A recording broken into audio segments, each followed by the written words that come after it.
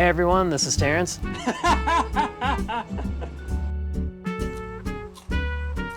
Whoa! Fermentation to me is a really great way of food preservation and developing flavors that you really can't buy without paying a premium, but it's super easy to do on your own. One 8-ounce jar of kimchi at the grocery store is about $6. You can get a 50-pound box of Napa cabbage for around $18. The rest of the ingredients you can get for less than $20. The only missing ingredient is you. Simple math. Simple math. What I love about fermented foods is the experimentation and how each batch can be as unique as you want it to. Some days I'm feeling spicy and some days I'm feeling sweet. Kimchi is a fermented food from South Korea. It was used as a way of preservation.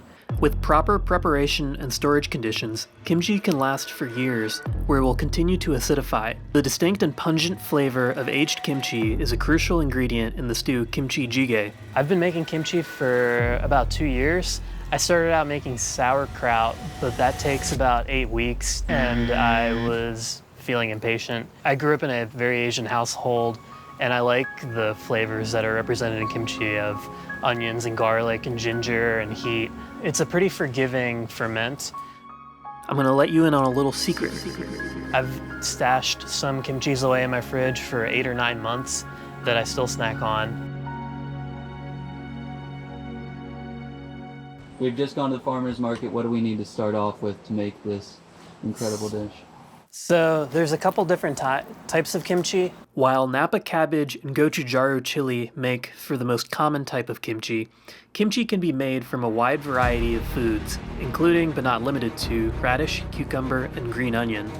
Really, anything that provides sufficient food for lactobacillus bacteria can be made into a form of kimchi. If you have a hard time with heat, you can omit the chili flakes to make white kimchi. We're going to be making 3. We're going to be making kimchi from radishes that we cube. This is a Korean radish, which is a little different from a daikon. It's a little denser and sweeter, and I think it works a lot better than a daikon. We'll be making green onion kimchi, made from green onions. Fun fact about green onion, you can also grow it at home. Throw it in some water when you're done, you can watch it bloom. And then I've never tried this before, but it makes sense in my head, so we're gonna give it a go. We're gonna be doing green bean and peach kimchi. Yum! You can make this batch of kimchi with $20, a few mason jars, and a few days of fermentation. First we'll need Napa cabbage. This is a specific type of Napa cabbage called long Napa. I just got it because I thought it looked cool, but you can really use any Napa cabbage you want. This is my baby cabbage. We'll need onions, garlic, and ginger. I got red onions because I like the flavor of those, but you can substitute those out for yellow. You can use shallots. It's pretty much up to you as to what you want. Use plenty of garlic to keep those vampires away.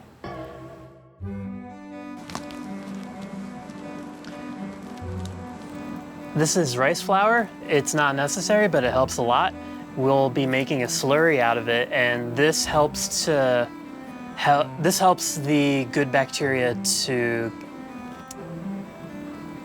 Rice flour helps that good bacteria thrive.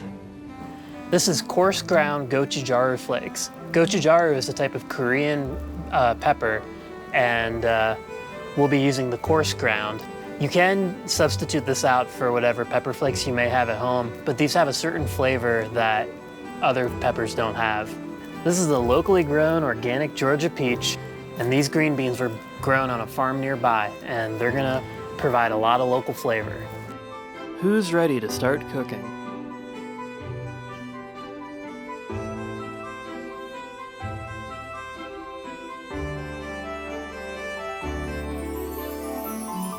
Improper use of a knife can lead to cuts and expulsion of blood, and we're all familiar with the dangers that can attract. Luckily, we have the pinch grip to aid us. To properly employ the pinch grip, at the point where the handle and knife meet, firmly pinch with your thumb and pointer finger. Then take the rest of your hand and wrap it fully around. It'll feel like you're too far up on the knife, but trust me, once you get used to it, you'll have total control in the kitchen. You'll want to focus most of your cuts on the middle third of the blade. That's the sweet spot. Rather than coming directly down like an axe, or going side to side like a saw, rather, imagine your knife as a plane, coming in at a gentle 45-degree angle and following through, bringing friends and loved ones to the airport. Alternatively, you can employ a rocking motion. Place the tip of your knife on the cutting board with the object to cut directly underneath it, then slowly rock the knife downward, making sure that the knife is making contact with the board at all times. With your other hand, steady the material to be chopped. You can employ a claw-like grip such that your knuckles are the furthest thing out. This should reduce the chance of injury and loss of blood.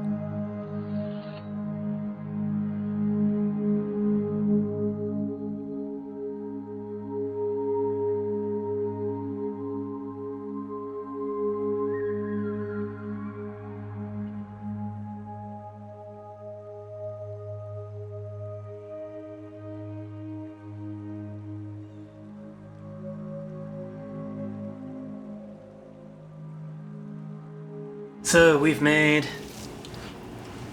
this paste. It's a mixture of rice porridge, ginger, garlic, soy sauce, and most importantly, gochujara flakes. The sugars from the peaches and onion are going to provide most of the food for the lactobacillus. So this will really slowly get more acidic over time. And now we're just going to get an even coat over everything. After that, we'll pack it up and kimchi will be done. Everything's kind of just like a big build-up to this moment.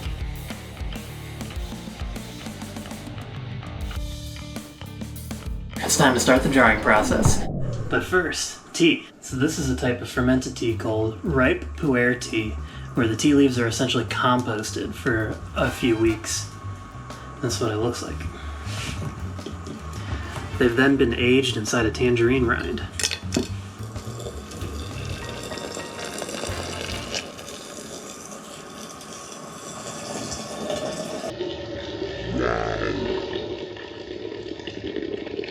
Usually any kind of glass or plastic container will work. Metal containers do interfere with the fermentation process though. When we pack it, we'll want to have as little of an air head as possible, and that means the space on the very top. That prevents the growth of yeasts. Kimchi is a relatively quick ferment.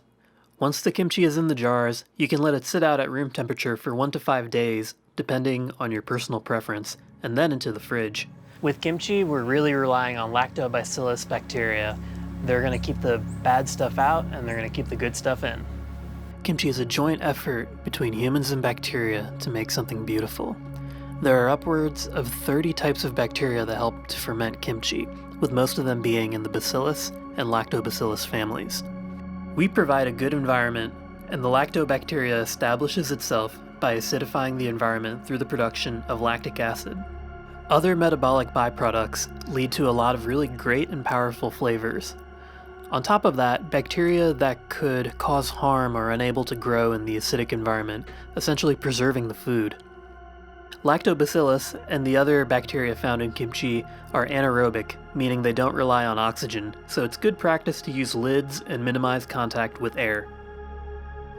If you see any mold, or if there are any bad smells, it's best to be on the safe side and discard the batch. You can always try again. Let's get lid.